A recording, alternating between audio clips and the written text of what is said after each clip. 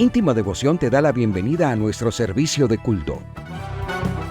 Desde Medellín transmitimos en simultánea con nuestras iglesias en el oriente antioqueño, Turbo, Cereté, Maicao, Colombia y todo el mundo. Somos una iglesia que cree, obedece, vive y proclama los efectos transformadores del Evangelio del Señor Jesús. Nos reunimos para vivir un tiempo de alabanza y adoración, compartir con la iglesia infantil, predicar y difundir la palabra de Dios. Visita nuestro sitio web, descarga nuestra aplicación y síguenos en las redes sociales. Año 2024. Viviendo para Jesús.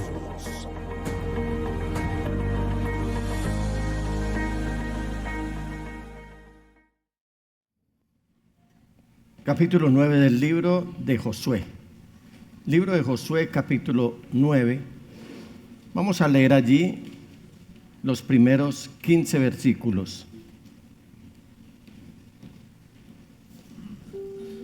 Capítulo 9 del libro de Josué, los primeros 15 versículos. El tema que les quiero compartir es: santidad no es ingenuidad. Diga conmigo: santidad no es ingenuidad. Quise también llamar este mensaje: no todo lo que brilla es, pero quedaba mejor así: santidad no es ingenuidad. Y leemos en el nombre del Señor Jesús. Había reyes que vivían en el lado occidental del Jordán, en la montaña, en la llanura y a lo largo de la costa del Mediterráneo hasta el Líbano: hititas, amorreos, cananeos, fereceos, heveos y jebuseos. Cuando estos monarcas se enteraron de lo sucedido, se aliaron bajo un solo mando para hacer frente a Josué y a los israelitas. Los gabaonitas, al darse cuenta de cómo Josué había tratado a las ciudades de Jericó y Jai, maquinaron un plan. Enviaron unos mensajeros cuyos asnos llevaban costales viejos y odres para el vino, rotos y remendados. Iban vestidos con ropa vieja y tenían sandalias gastadas y remendadas. El pan que llevaban para comer estaba duro y hecho migas.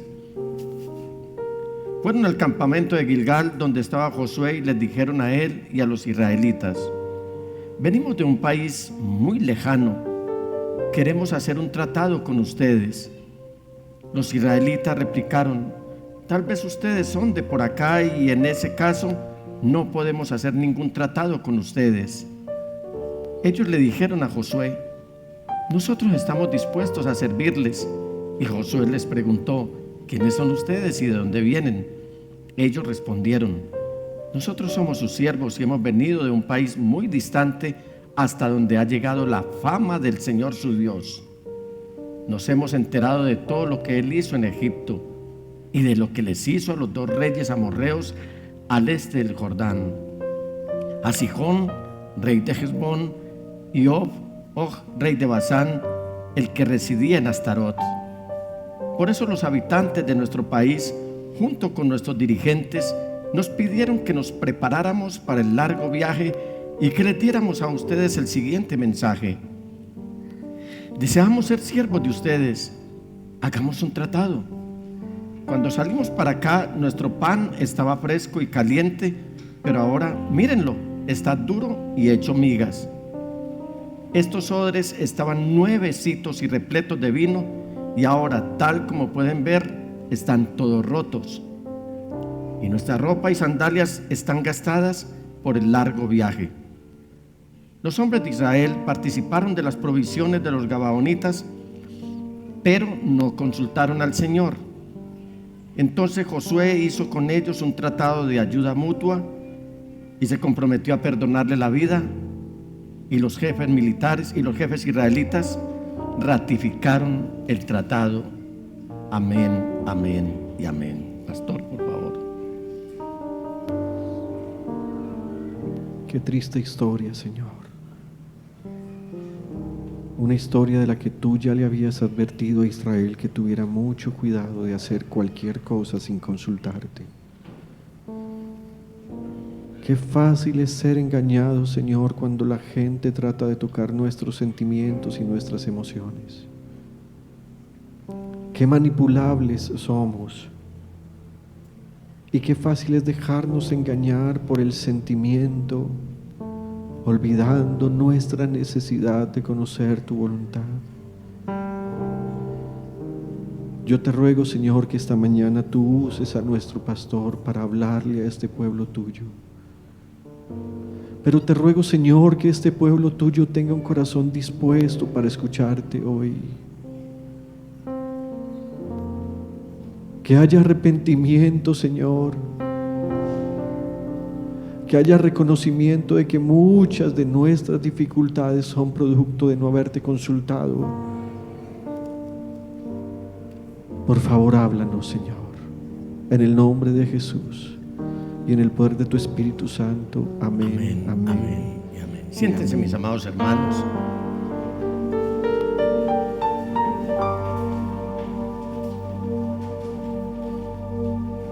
Uno de los mayores miedos que tiene la humanidad hoy es a que haya una propagación de plagas, de virus, de bacterias y de todo aquello que pueda afectar la salud de cada ser humano. Pero hay una plaga para el pueblo de Dios que está todos los días creciendo más y disfrazándose más, y que tiene bajo fuego a muchos dentro del pueblo de Dios. ¿Saben cuál es esa plaga? El engaño. El Señor Jesús, después de que habló de que iba a haber plagas, de que iba a haber hambre, de que iba a haber enfermedades, de que iba a haber rumores de guerra, de que iba a haber guerras, en fin, que el mundo se iba a desmoronar de una manera indetenible, a sus discípulos les dice: no le tengan tanto miedo ni a las pestes, ni a las guerras, ni a los rumores de guerras, ni al hambre. Ténganle miedo al engaño. Tengan cuidado, no se dejen engañar. El engaño, que es tan fácil de que muchos caigan en él. Muchos en la iglesia, quiero decir. Hoy más que nunca, iglesia, necesitamos tener discernimiento. No malicia indígena, como dice el mundo, sino discernimiento. Esa es la razón, creo yo, por la cual los anteriores versículos que acabamos de leer del libro de Josué son tan importantes para nosotros. En razón a lo anterior, les invito a que veamos los errores que Josué y el pueblo de Israel cometieron cayendo así en el engaño. Errores que nosotros también podemos cometer con mucha facilidad. Y deseo en esta mañana que todos crezcamos en discernimiento. Creo que hoy más que nunca necesitamos tener discernimiento, y este solamente lo puede dar el Espíritu Santo. Es decir, si necesitamos discernimiento, inevitable es que tengamos que decir que más que nunca necesitamos la presencia del Espíritu Santo, que es Cristo Jesús en nuestras vidas. El apóstol Pablo, que afrontaba no pocas dificultades en su ministerio, como quiera que él estaba llevando el evangelio a los países que no estaban dentro de Israel, fue a Grecia, fue a Siria, inclusive llegó hasta España trayendo el mensaje de Cristo Jesús. Por eso lo llamamos el gran sistematizador del cristianismo, porque fue un hombre que se metió a los países, a la mayoría de los países del mundo conocido, a pregonar el evangelio. Y él estaba enfrentando muchos problemas de todo tipo, como puede haber en cualquier comunidad. Pero entre ellos había uno, y es que la gente, la iglesia, se estaba dejando engañar muy fácilmente. Y escribiéndole a los Corintios en su primera epístola, en el capítulo 12, versículos 8 al 10, dice: a unos les da por el Espíritu. Mire que esa palabra Espíritu está en mayúsculas refiriéndose a su Espíritu Santo. A uno les da por el Espíritu palabra de sabiduría, a otros por el mismo Espíritu palabra de conocimiento, a otros fe por medio del mismo Espíritu, a otros y por ese mismo Espíritu dones para sanar enfermos, a otros poderes milagrosos, a otros profecía, a otros el discernir espíritus. Y aquí cuando habla de espíritus buenos y malos también. A otros hablar en diversas lenguas y a otros el interpretar lenguas. Si usted observa en estos 3 versículos, el apóstol Pablo está usando la palabra Espíritu Santo en 1, 2, 3, en 4 ocasiones. Lo que nos está diciendo es que el Espíritu Santo es la vida de la iglesia y tiene que ser la vida de cada uno de los creyentes. Hermanos amados, la realidad es que el creyente en Cristo Jesús es bombardeado constantemente con todo tipo de comerciales y publicidades.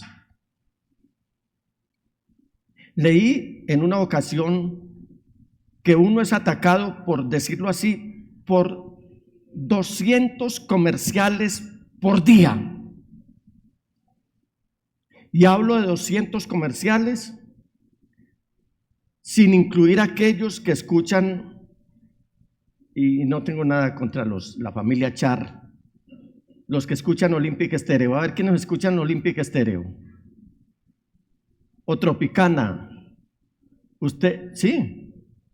¿Cuál escuchas tú? Sebas. Olímpica, vea usted. También tenemos campeones olímpicos en la iglesia. Ustedes ven los break de las emisoras que siempre son al corte de la hora o de la media hora. Y son muchísimos comerciales. Eso sin contar la televisión. Y pienso que la mayoría de esos comerciales asumen que uno es ingenuo. Parece que los publicistas, y aquí mientras escribía este discurso, quise hacer un énfasis. ¿Cuántos son publicistas aquí? Gloria a Dios, gloria a Dios. Un aplauso para los publicistas en esta mañana. Parece que los publicistas, no todos, gracias a Dios, aquí está la precisión hecha, y hago esta precisión porque tengo hermanos que son publicistas, están jugando con la ingenuidad de la gente. Ahora la tragedia es que esto se ha metido también en la iglesia. La iglesia del Señor en la actualidad y más que nunca, hoy más que nunca, está siendo bombardeada con modas, con publicidades, con trucos y trampas que requieren que uno tenga discernimiento para saber si se trata de verdades piadosas o solo son mentiras populares.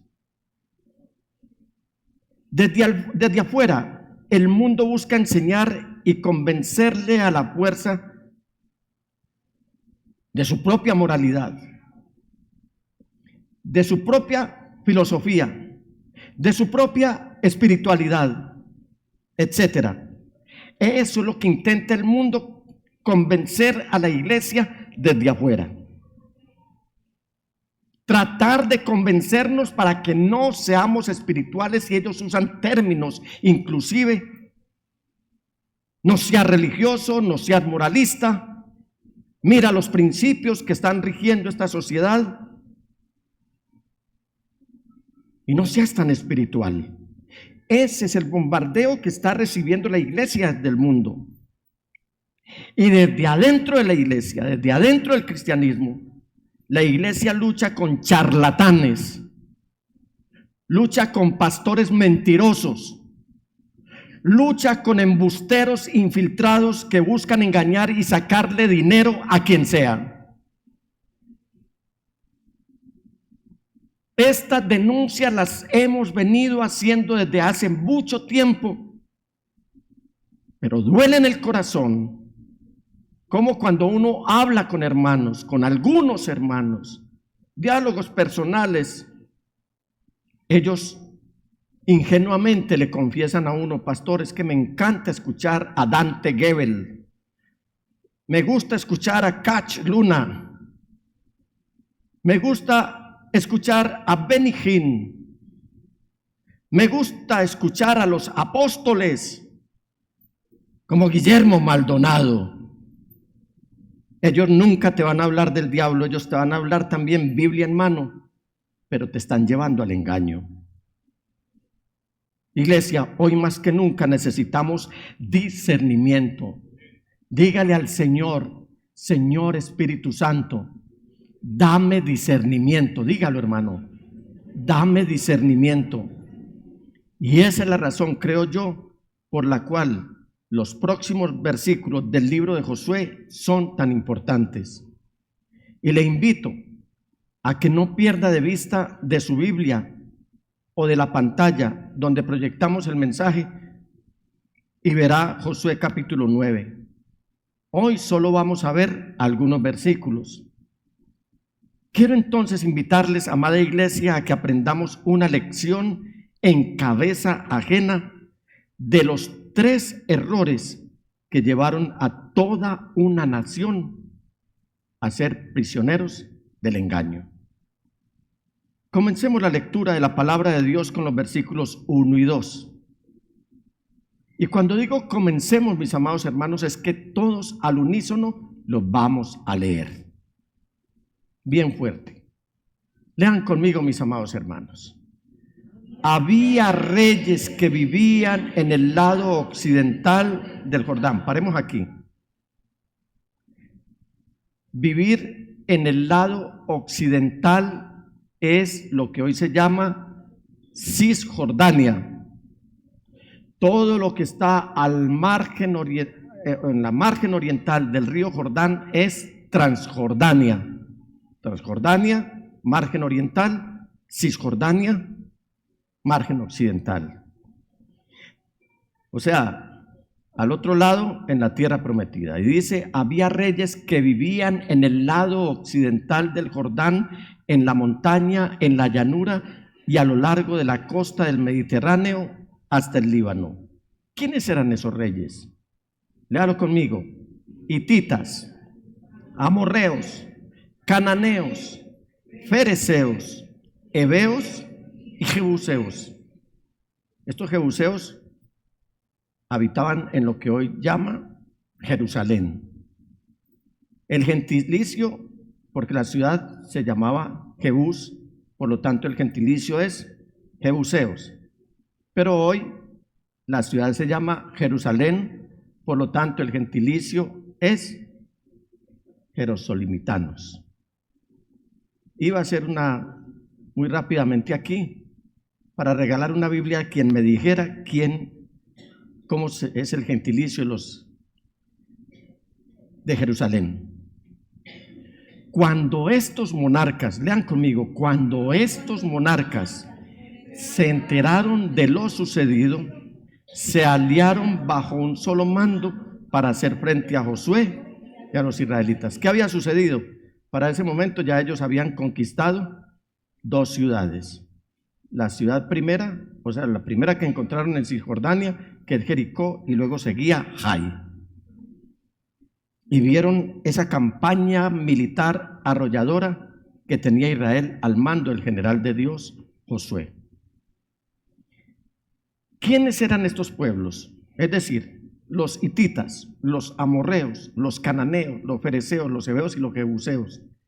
Eran pueblos enemigos acérrimos de Israel.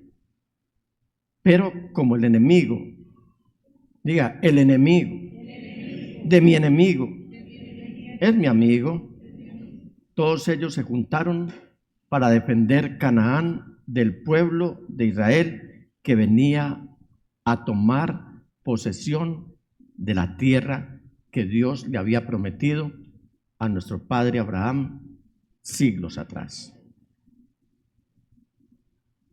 Moisés había llegado en esa campaña por durante 40 años hasta Transjordania. En el monte Nebo, el Señor le hace una invitación para que él mire la tierra prometida y allí muere Moisés.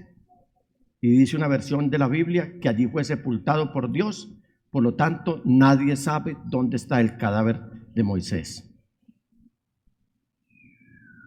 Esta era la historia del pueblo de Israel. Ahora, fijémonos en el versículo, en los versículos 3 al 5. Diga, los gabaonitas, al darse cuenta de cómo Josué había tratado a las ciudades de Jericó y de Jai, maquinaron un plan. Enviaron unos mensajeros cuyos asnos llevaban, ¿qué llevaban? Dígalo, costales viejos y odres para el vino, rotos y remendados. Iban vestidos con ropa vieja y tenían sandalias gastadas y remendadas. El pan que llevaban para comer estaba duro y hecho migas. Ahora, los versículos 6 y 7, y tengamos en cuenta un detalle, y es que desde Gabaón hasta el campamento de Josué en Gilgal hay unos 20 o 25 kilómetros, es decir, kilómetro más, kilómetro menos, es como decir la distancia que hay entre Medellín y el municipio de Caldas. No sé cuánto se gastaría una persona a buen paso viniendo de Caldas a Medellín, pero le aseguro que no se demora más de un día, se lo aseguro.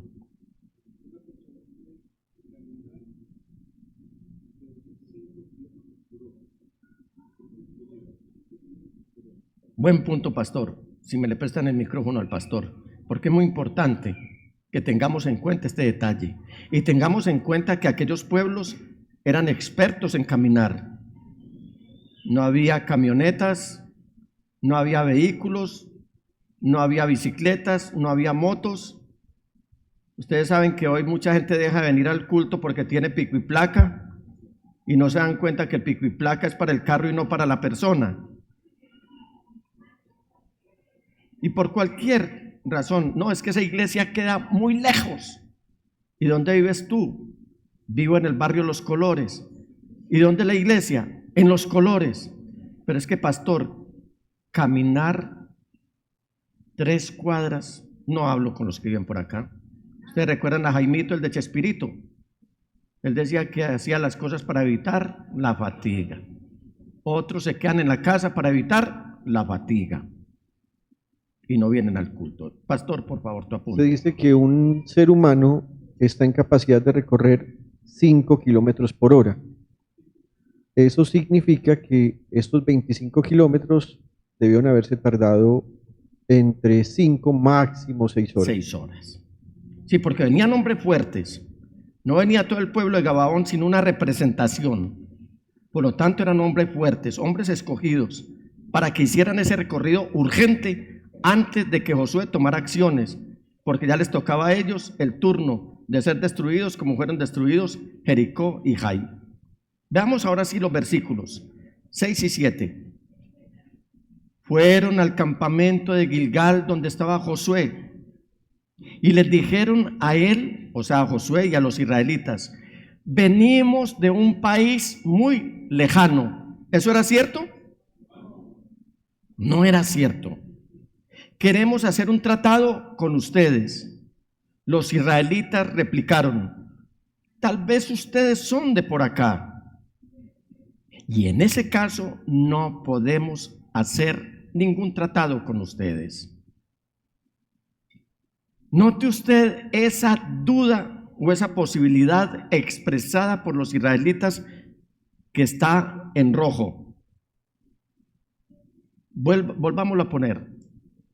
Mire, esto es una posibilidad o una duda. Tal vez ustedes son de por acá y en ese caso no podemos hacer ningún tratado con ustedes. Ahora vamos a los versículos 8 al 10. Ellos, o sea, los gabaonitas, le dijeron a Josué: nosotros estamos dispuestos a servirles. Y Josué les preguntó: ¿quiénes son ustedes y de dónde vienen? Ellos respondieron: nosotros somos sus siervos. Mire cómo arrancan. Y hemos venido de un país muy distante. ¿Eso era cierto? No. Hasta donde ha llegado la fama del Señor, su Dios. Nos hemos enterado de todo lo que Él hizo en Egipto y de lo que les hizo a los 2 reyes amorreos al este del Jordán. O sea, entre Jordania. O sea, a Sihón, rey de Hesbón, y Og, rey de Basán, el que residía en Astarot. Y quiero invitarlos a que caigamos en la cuenta de algo, mis amados hermanos, que los gabaonitas no mencionaron nada acerca del río Jordán y tampoco mencionaron nada acerca de Jericó. Ellos están mencionando de la fama del Señor que había alcanzado por todo lo que había hecho en Egipto.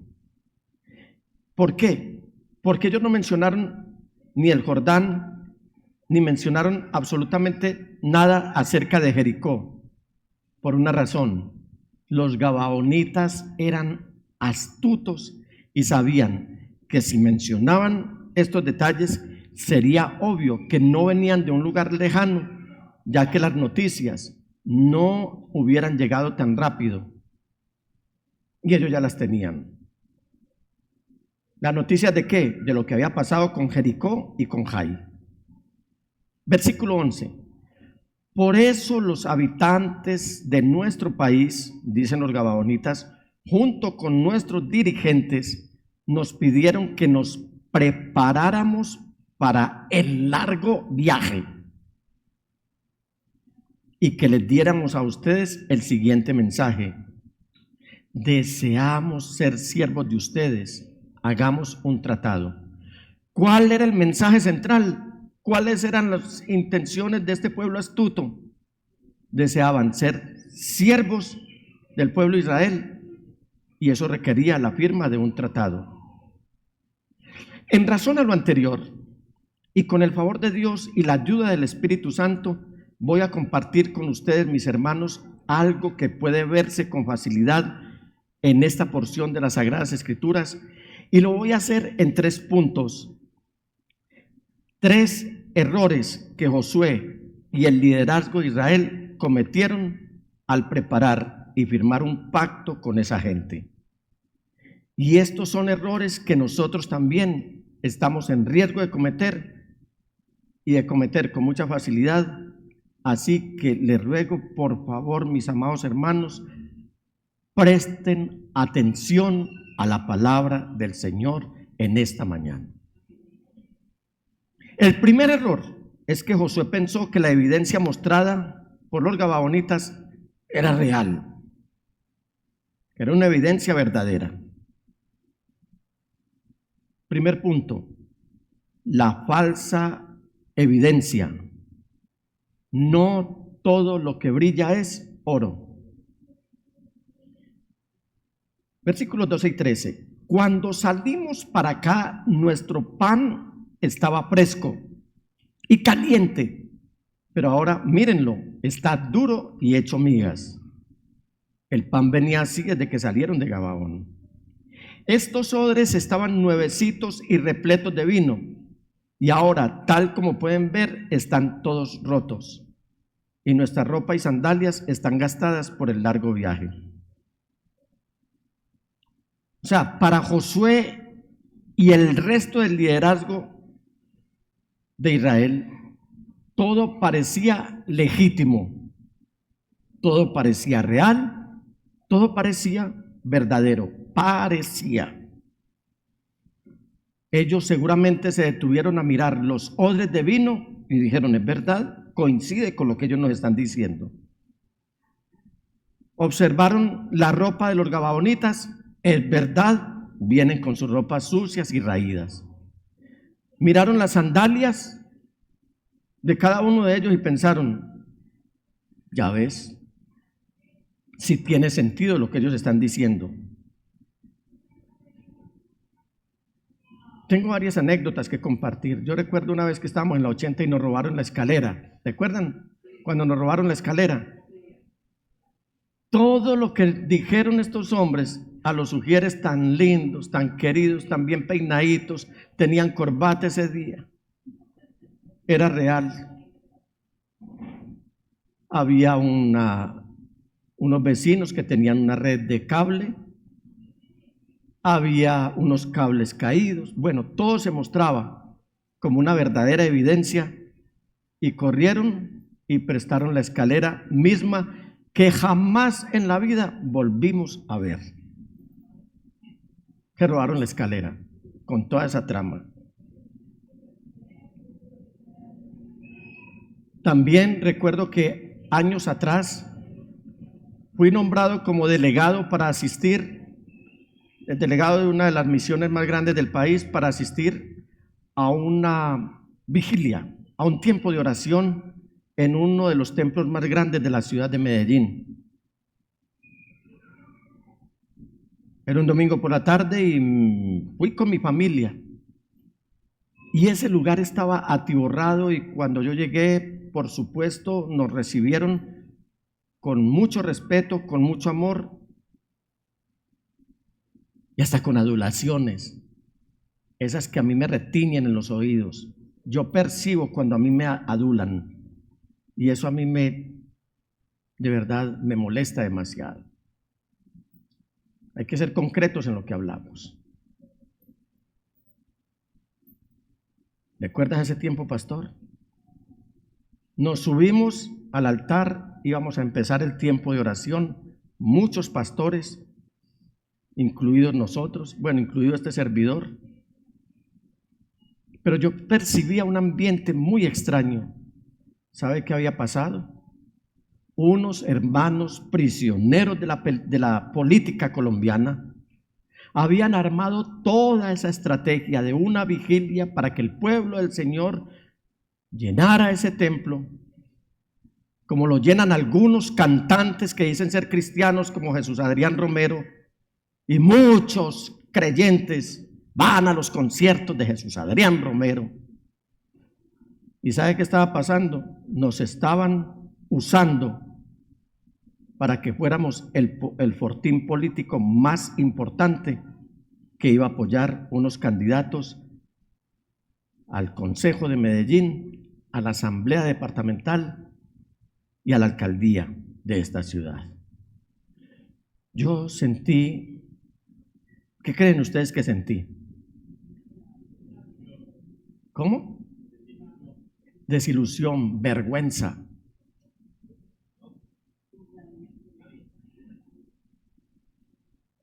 Pero yo ardía como la chaqueta de la hermana que está ahí atrás. Inmediatamente le dije a mi familia, repleguémonos de acá porque caímos en la trampa de un engaño.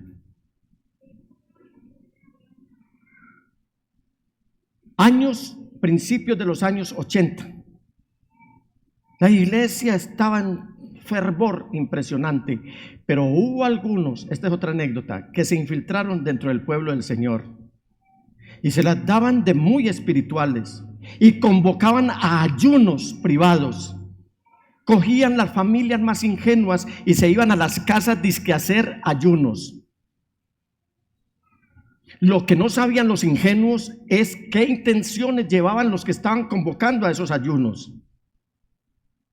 Y las intenciones, mientras usaban a estos hermanos que les abrían sus casas, las intenciones de estos eran orar en contra de los pastores. Eran maldecir a los pastores, porque ellos luego lo confesaron. ¿Y sabe qué pasó, mis amados hermanos? Uno de esos hermanos murió de una enfermedad terrible. Pero otro de esos hermanos empezó a sufrir enfermedades que ni los médicos descubrían qué era lo que estaba pasando. Hoy le dolía aquí, hoy le dolía allí, mañana le aparecían las enfermedades más extrañas. ¿Por qué? Porque estaban usando el nombre del Señor en vano y estaban usando una figura tan apetecida como la vigilia, como es el ayuno, para hacer sus propias estrategias diabólicas y hacer caer a algunos bajo la ira y el fuego de Dios, el juicio de Dios. Tenga mucho cuidado, hermano, cuando a usted le estén invitando a ayunos. En íntima devoción hacemos un ayuno y lo hacemos anual. Y lo hacemos de 25 horas. Porque es que muchos cogen el ayuno y dicen, voy a ayunar, pero voy a ayunar 2 o 3 horitas, tiempo suficiente para desbocar y desenfrenar toda la raíz de amargura y de mal que hay en sus corazones, y llevando a muchos ingenuos a que crean las mentiras que les están diciendo, para que estos ingenuos tomen decisiones absurdas que van a llevar al traste a su propia familia y por ahí derecho su economía, su salud y eventualmente su vida. ¿Sabe dónde comienza el problema? El problema comienza cuando confiamos en nuestros sentidos, nunca en el discernimiento. Todo esto tiene una buena presentación. Todo esto da la apariencia de bondad. Un hermano le dijo a mi suegro en una ocasión, él empezó yendo a la casa de mi suegro dizque a orar por una cuñada que padecía de cáncer, que se le había manifestado en sus partes respetuosas y nobles. Y este hermano se las dio de muy espiritual y dijo, mi hermano, vengo a orar por su hija. ¿Recuerdas ese episodio, Marlene? Lo que les estoy diciendo es real. Y mi hermano Uriel, que estaba en sus inicios del caminar cristiano, dijo, esto es bueno, esto suena bonito, este hombre se ve bien y viene con un propósito noble, es orar por mi hija, pero déjeme estar solo con la niña, fue la condición. Y cuando entró a la alcoba, le pidió a la niña que le dejara poner las manos allí donde tenía el cáncer. Y la niña, aún en medio de su enfermedad, se paró firme y no dejó. Eso pasó así, pero luego el hermano insistió con sus visitas y en otra ocasión le dijo a mi suegro, mi hermano Uriel, haciendo a un lado a Cristo. Así empezó su discurso. Y mire, antes había ido a orar por sanidad y ahora está diciendo, haciendo a un lado a Cristo. Yo necesito que usted me preste una platica. Y mi suegro, con esa sagacidad y esa contundencia con la que habla, él es sin pelos en la lengua y sin filtros, le dijo, pues que por Cristo es que estamos unidos, y si hacemos a un lado a Cristo, vos no sos nada conmigo. Y lo sacó tallado. Tengamos criterio, hermanos. Tengamos criterio. Así sea la hermana, así sea el hermano, así sea el que sea. Si tenemos discernimiento, el Espíritu Santo nos dirá que ese hermano viene como un agente del engaño para infiltrarse a dañar tu familia, tu vida y hasta generar mal ambiente en la iglesia. Muchos hoy están tomando decisiones aconsejados por gente malintencionada, perversa y con pensamientos sombríos que no son espirituales. Diga conmigo, el problema comienza cuando confiamos en nuestros sentidos, nunca en el discernimiento. El segundo error, que es más sutil, fue no solo convencerse por la falsa evidencia que le habían presentado a Josué los gabaonitas, sino también por el aparente conocimiento que los gabaonitas tenían de las Sagradas Escrituras. Porque regularmente el engañador sabe más Biblia que usted y que yo. Satanás sabe Biblia. Satanás le habló al Señor y le citó el Salmo 91 cuando estaba en ese enfrentamiento que tenía con él en el desierto. Y le dice: Señor, si tú eres el Hijo de Dios, mira, lánzate de aquí abajo, desde la cúspide del templo, abajo, a tierra. Porque el Señor mandará a sus ángeles para que te cuiden. ¿Le estaba hablando mentiras Satanás? Sí le estaba hablando mentiras, pero estaba usando la palabra de Dios, el Salmo 91. Y el Señor, ni corto ni perezoso, le respondió con la misma palabra, porque la palabra del Señor es la misma, iglesia, es la misma. El asunto para el cual usted tiene que tener discernimiento es para que el Señor le muestre quién la está usando. ¿Quién la está hablando? Nuestra dedicación 24/7, 365 debe ser honrar la palabra del Señor. Es decir, rendirle honores a la palabra del Señor y ser honrados al momento de predicar la palabra del Señor. Segundo error, el fingido conocimiento. Diga conmigo: el diablo conoce, haga énfasis en esas comillas, conoce bien las Escrituras. Nosotros como pastores lidiamos con esto todos los benditos días. Escuchamos gente usar versículos bíblicos. ¿Por qué tenemos que estar alerta? Porque hay gente que nos quiere convencer de un principio supuestamente bíblico y hasta usa una frase o versículo de las Sagradas Escrituras para fundamentar ese argumento que viene envenenado con engaño. Y tristemente muchos lo creen, muchas veces sin fijarse si realmente encaja con lo que la Biblia está diciendo o no. Un texto, diga, un texto sin contexto es un pretexto. Ahora, ¿por qué digo que los gabaonitas tienen entendimiento de las Escrituras? Los gabaonitas no eran el pueblo de Israel, por lo tanto no tenían que tener conocimiento de las Escrituras. ¿Por qué estoy entonces afirmando esto? Porque ellos mencionan 3 veces que vienen de un país lejano. Ellos le están diciendo a Josué y a los líderes: venimos de un país lejano. Ellos también mencionan en 2 oportunidades que son siervos del pueblo de Israel, o por lo menos que quieren serlo. Le manifiestan esa intención a Josué. Pregunta: ¿por qué gastar tanto tiempo tratando de probar que no venían de 20 o de 25 kilómetros de distancia, sino que habían caminado por lo menos 2 meses? ¿Por qué? Les aseguro, iglesia, que los gabaonitas conocían el mandato dado a Moisés por Dios y que luego se lo dio a Josué. Ellos, los gabaonitas, sabían acerca de los milagros de Dios y sabían que si uno vivía dentro de los límites de Canaán, era inminente que muriera. Si vivía dentro de los límites de Canaán, es decir, lo que va desde Dan hasta Beerseba, desde el Mediterráneo hasta el río Éufrates.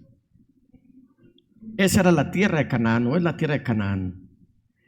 Al llegar a invadir o a ocupar esta tierra, la orden del Señor era que no dejaran nada con vida.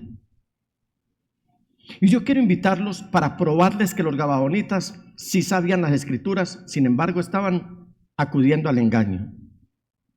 Vamos a ver brevemente, y usted puede estudiarlo luego por su cuenta, en su casa.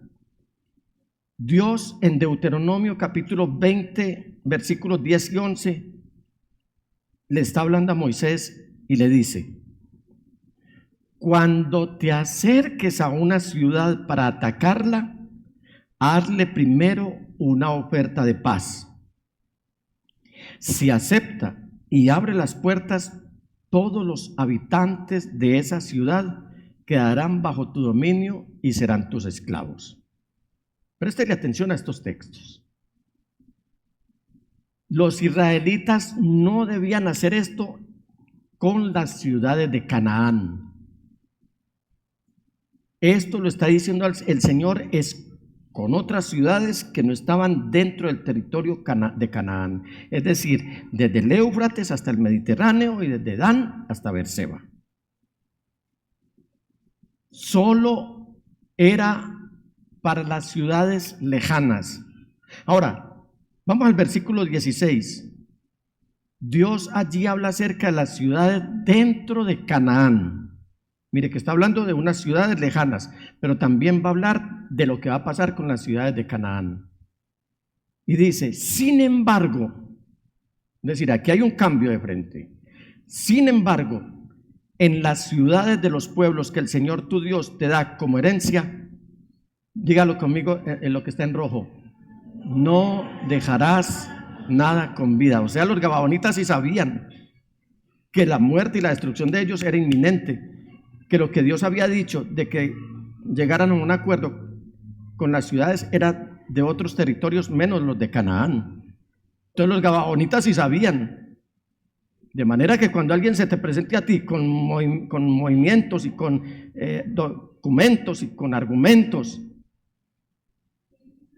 Biblia en mano, no creas siempre. Por eso necesitamos el discernimiento. Entonces, ¿por qué los gabaonitas están esforzándose tanto para probar que vienen de un país lejano? ¿Por qué hacen tanto énfasis? De acuerdo a lo que yo he recibido de parte del Señor, creo que ellos habían entendido el mandato de Dios a Moisés. Ellos lo tenían muy claro. Obviamente, sabían que si uno vivía lejos podía pasar a ser tributario, pero si vivía en Canaán, no se le permitiría vivir. Lo único que era la muerte. Y ellos vivían a solo unas horas de camino en la tierra de Canaán. Por eso se hacen pasar que vienen de un país lejano. Ahora, sí me he hecho entender, hermanos. Me he hecho entender.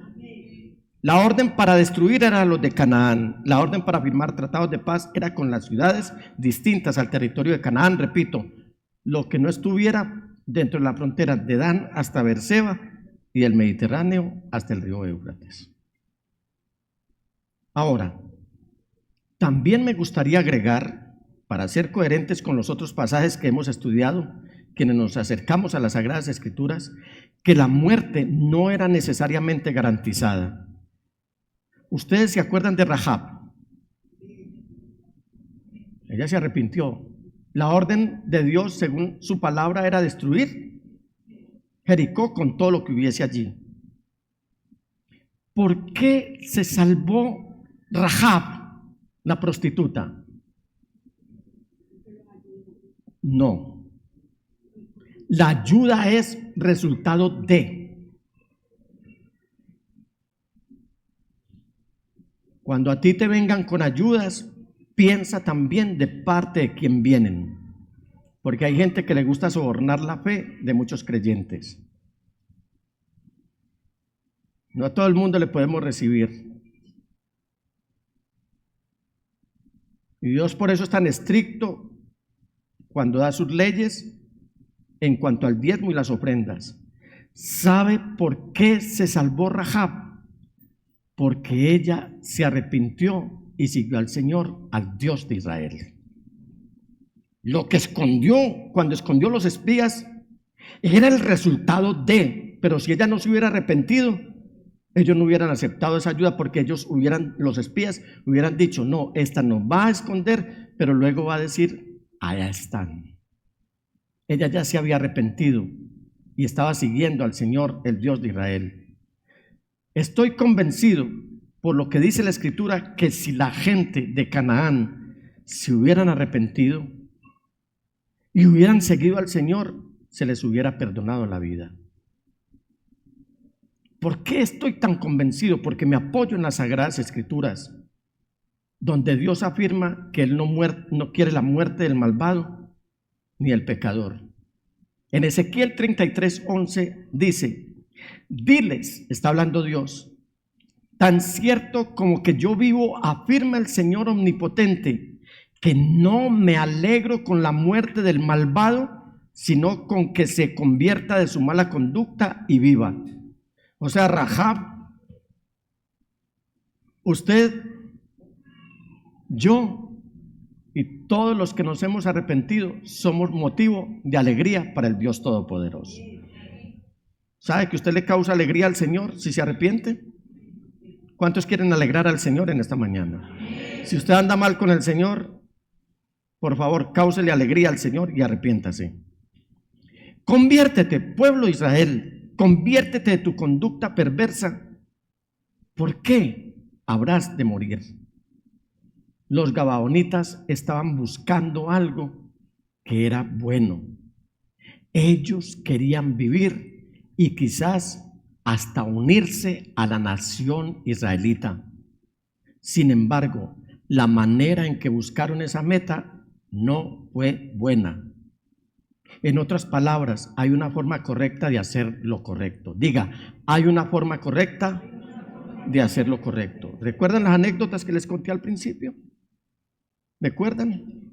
Echando mano de estratagemas y de astucias para lograr algo bueno. Nunca está bien hacer lo malo, inclusive cuando tengamos la oportunidad de hacer algo bueno para lograr el malvado objetivo.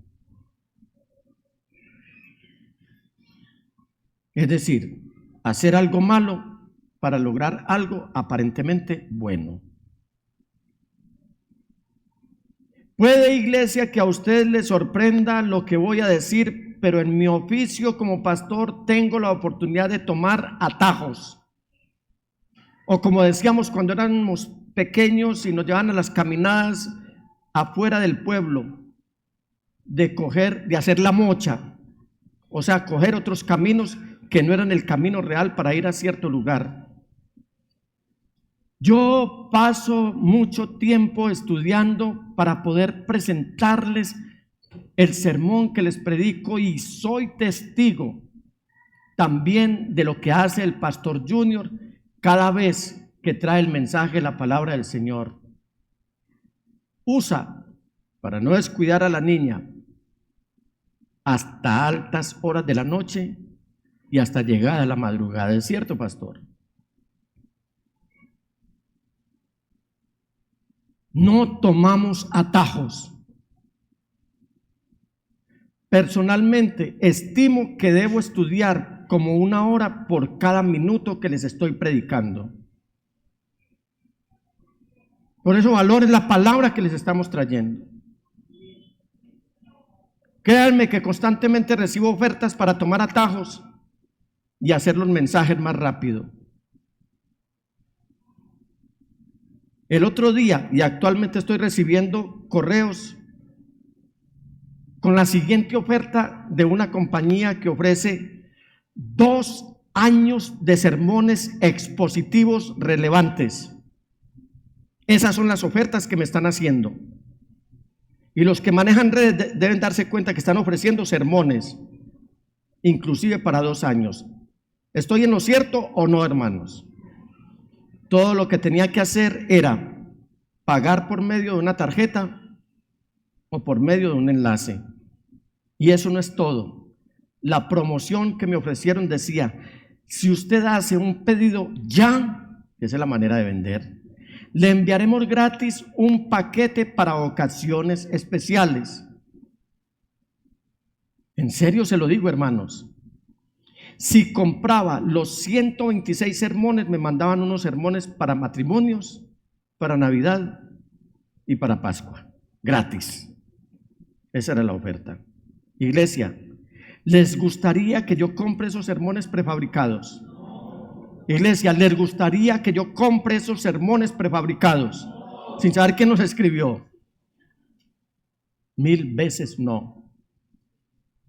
Los israelitas fueron engañados por personas que querían hacer algo bueno por los medios equivocados. El tercer error es que Josué no buscó el consejo de Dios. Diga, no consultar el consejo de Dios es trágico. Y eché mano de otro refrán popular. El que a buen árbol se arrima, buena sombra lo cobija.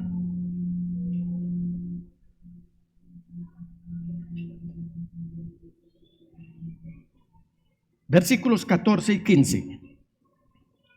Los hombres de Israel participaron de las provisiones de los gabaonitas.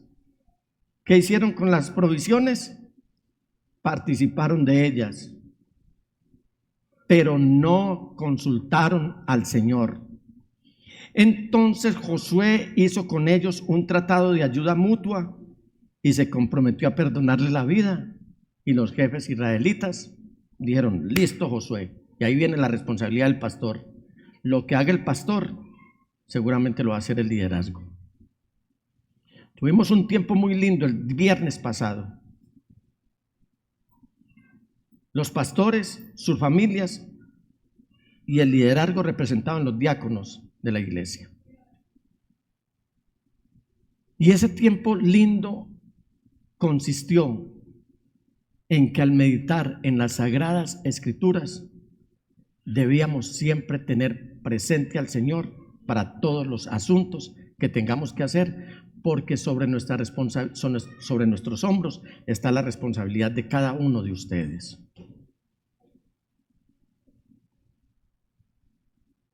En este caso todo parecía tener lógica, todo parecía tener sentido. Había una evidencia física, había una evidencia innegable, tangible, palpable, real. Ahora, ¿por qué es que Josué no consultó a Dios? Yo me hice esa pregunta cuando estaba estudiando este pasaje. Al intentar buscar una respuesta, no encontré a ningún comentarista que dijera algo al respecto. Ningún erudito lo dice. Así que permítame sugerir los motivos por los que creo que Josué no consultó a Dios. La razón por la cual Josué no acudió a Dios no fue porque era un chabacán, no porque fuera un humanista, no porque fuera un mediocre, no porque fuera un descuidado, no porque fuera una persona orgullosa y soberbia como los que hay.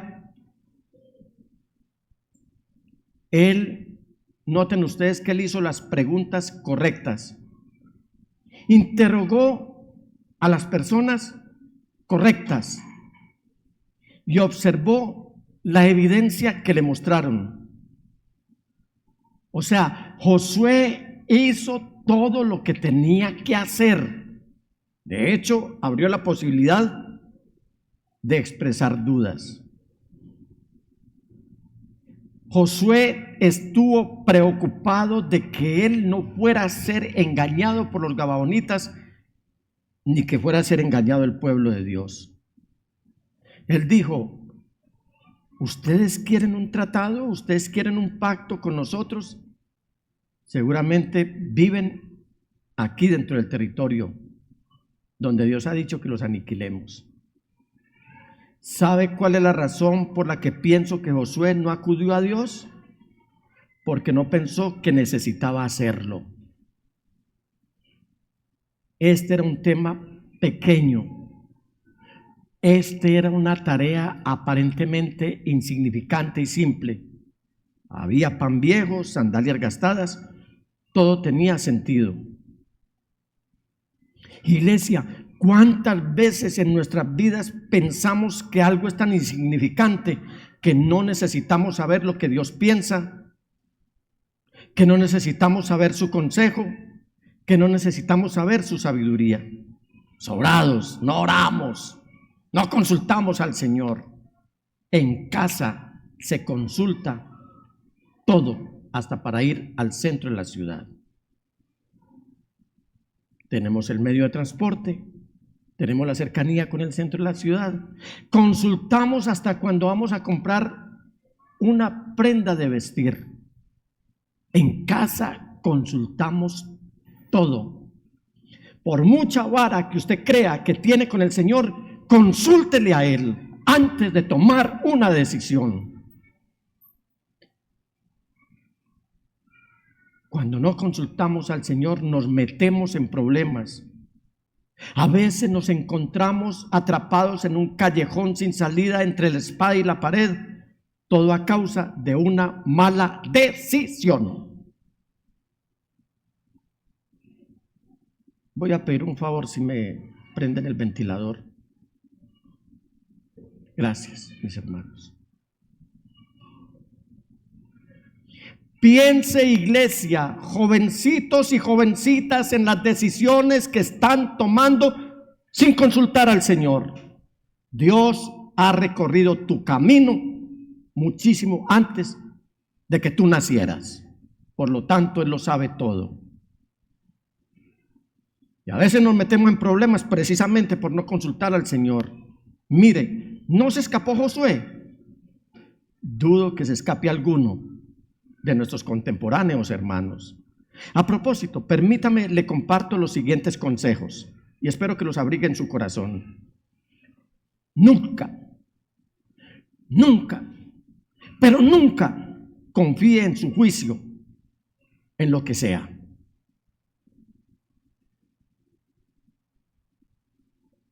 Otro consejo: cuando el sentido común le dice que el curso o la decisión que va a tomar es el correcto, ahí más que nunca acuda a Dios en oración. Otro consejo: cuando hay muchas voces que le dicen que hay que actuar urgente, porque estamos escuchando muchas voces y regularmente nos están diciendo lo mismo. Yo recuerdo cuando el profeta Micaías, el rey de turno, estaba escuchando muchas voces, pero nunca quiso escuchar a Micaías, el profeta de Dios. Piense y observe, analice y discierna qué está escuchando, porque cuando hay muchas voces que le dicen que hay que actuar urgente, que hay algo que hacer, algo que hay que actuar con inmediatez, vaya a la presencia de Dios. Si le piden que actúe, este es muy importante. Escúchenme, iglesia, este es un consejo muy importante. Si le piden que actúe y no tiene tiempo de orar, no actúe. Tenga el valor de esperar en Dios, porque las Escrituras dicen en el Salmo 25, versículo 3, quien en ti pone su esperanza jamás será avergonzado. Alabado sea el nombre del Señor. Alabado sea el nombre del Señor.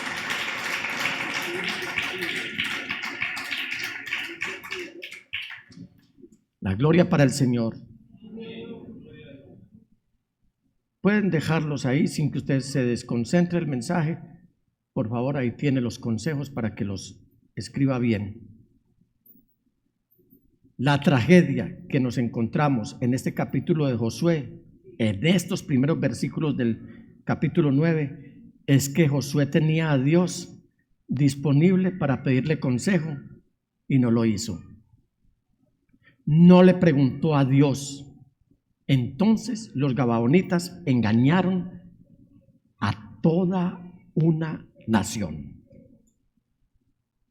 porque el líder no consultó a Dios. Usted ya consultó al Señor por el próximo negocio que va a hacer. Usted ya consultó al Señor por el noviazgo que va a tener. Usted ya le dijo al Señor que le dé la persona que Él quiere para usted y no la persona que usted quiere.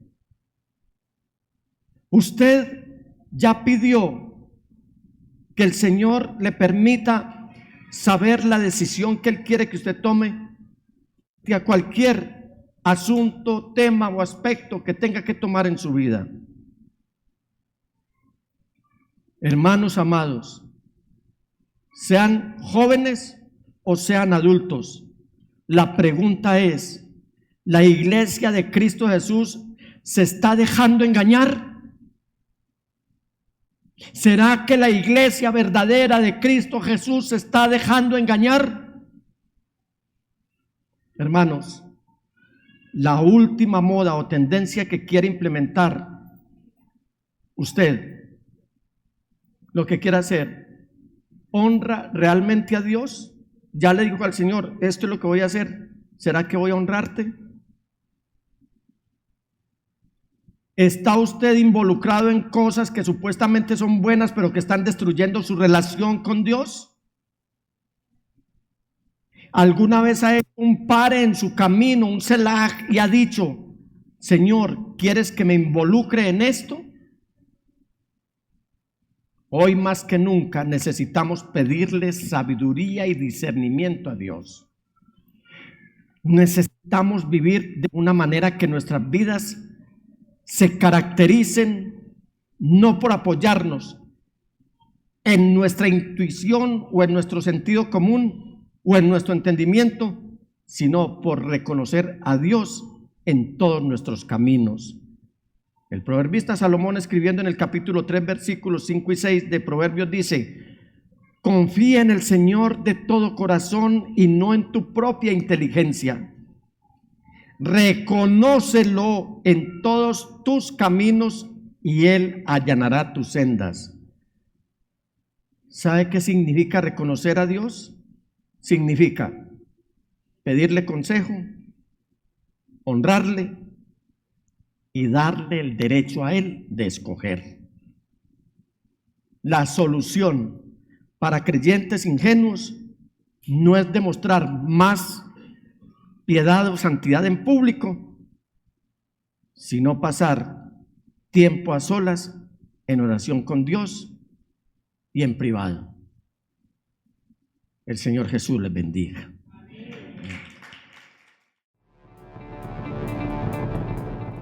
Íntimo Devoción te agradece por acompañarnos en nuestro servicio de culto. Desde Medellín transmitimos en simultánea con nuestras iglesias en el oriente antioqueño, Turbo, Cereté, Maicao, Colombia y todo el mundo. Somos una iglesia que cree, obedece, vive y proclama los efectos transformadores del Evangelio del Señor Jesús. Nos reunimos para vivir un tiempo de alabanza y adoración, compartir con la iglesia infantil, predicar y difundir la palabra de Dios. Visita nuestro sitio web, descarga nuestra aplicación y síguenos en las redes sociales. Año 2024. Viviendo para Jesús.